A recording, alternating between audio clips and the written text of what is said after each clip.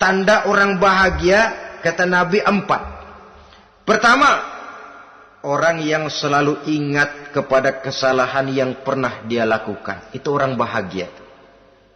Selalu ingat kepada kesalahan yang pernah dilakukannya. Sehingga pada saat akan melakukan kesalahan yang baru, dia mikir-mikir. Dosa gue yang kemarin udah 3 keranjang, nih nambah lagi. Ingatannya terhadap kesalahan yang lalu akan merupakan langkah preventif yang mencegah dirinya untuk tidak menambah kesalahannya. Orang bahagia, orang yang selalu ingat kesalahan yang pernah dia lakukan, terbayang di pelupuk mata, bukan ngumpet-ngumpetin dosa. Sebab apa yang mau kita umpetin di hadapan Allah? Yang kedua, tanda orang bahagia itu orang yang selalu melupakan kebaikannya. Kalau dia berbuat baik, dia lupakan. Dia anggap dirinya belum pernah berbuat baik. Sehingga di mana ada kebaikan, dia tidak bisa ikut. Dia merasa sangat rugi. Sebab dia anggap dirinya belum pernah berbuat baik. Yang ketiga, tanda orang bahagia. Dalam urusan dunia, dia lihat ke bawah. Sehingga timbul rasa syukurnya. Bahwa kalau dia sengsara masih banyak yang lebih sengsara dari dia. Bahwa kalau dia miskin masih jauh lebih banyak yang miskin dari dia. Bahwa kalau dia menemui kesulitan masih banyak yang jauh lebih sulit dari dia. Dengan cara itu jiwanya akan lapang, hidupnya akan tenang, dan dia tidak pernah ingkar kepada nikmat yang diberikan Allah. Sebaliknya yang keempat, tanda orang bahagia itu dalam urusan akhirat dia lihat ke atas. Dunia, lihat yang bawah. Akhirat, lihat yang atas. Kalau dia bisa sholat, kenapa saya tidak? Kalau dia sanggup puasa, kenapa saya tidak? Kalau dia bisa baca Quran, kenapa saya tidak? Timbul panas, nyontoh ibadah mendatangkan kebahagiaan.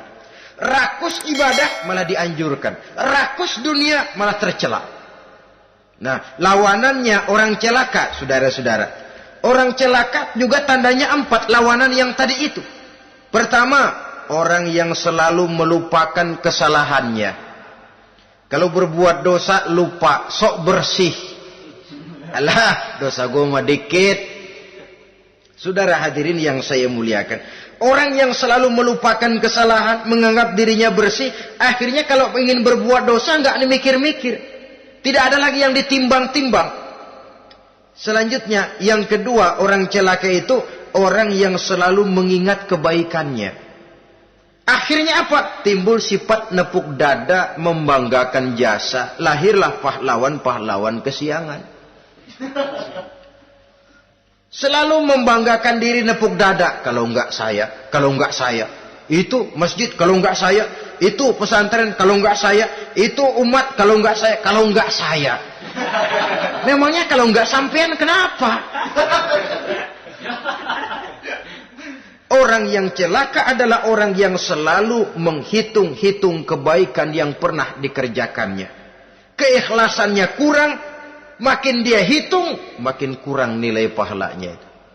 Makanya kalau berbuat baik, ya anggap saja buang sampah, gak usah ditengok-tengok, gak usah diingat-ingat. Dan gak usah mengharap orang yang kita tempat berbuat baik akan membalas kebaikan. Saudara hadirin yang saya muliakan. Yang ketiga, tanda orang celaka dalam urusan dunia, ngelihatnya ke atas. Panasnya timbul. Syirik dan dengkinya naik. Rakusnya jadi.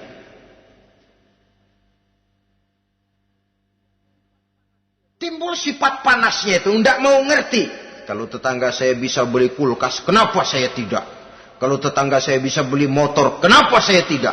Kalau tetangga saya bisa beli mobil, kenapa saya tidak? Gaji nggak cukup, tuyul piara.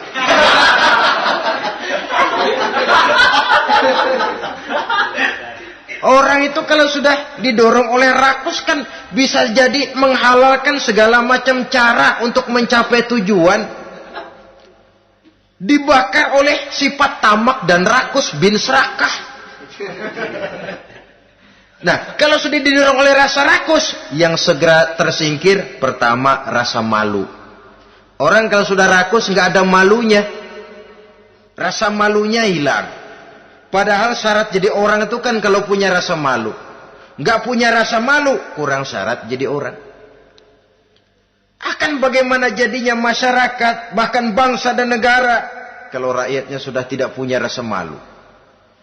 Yang kedua, rasa takut hilang, terutama takut kepada Allah. Sirna sama sekali. Sudah tujuan menghalalkan cara. Yang keempat, tanda orang celaka dalam urusan akhirat, lihatnya malah ke bawah. Kenapa kamu enggak sholat? Itu bapak anu yang tuaan, enggak, saya enggak lagi.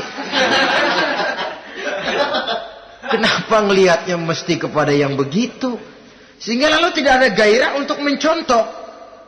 Saudara-saudara kaum muslimin rahimakumullah, walaupun serba singkat oleh karena terbatasnya ruang pembicaraan ini, mudah-mudahan bisa memberikan gambaran sepintas tentang ciri-ciri orang yang bertaubat. Dengan harapan, marilah kita menjadi orang yang bertaubat sebenarnya dengan ciri menyesal terhadap dosa yang pernah kita lakukan, meninggalkan perbuatan jahat, dan berjanji tidak akan mengulangi lagi perbuatan jahat itu.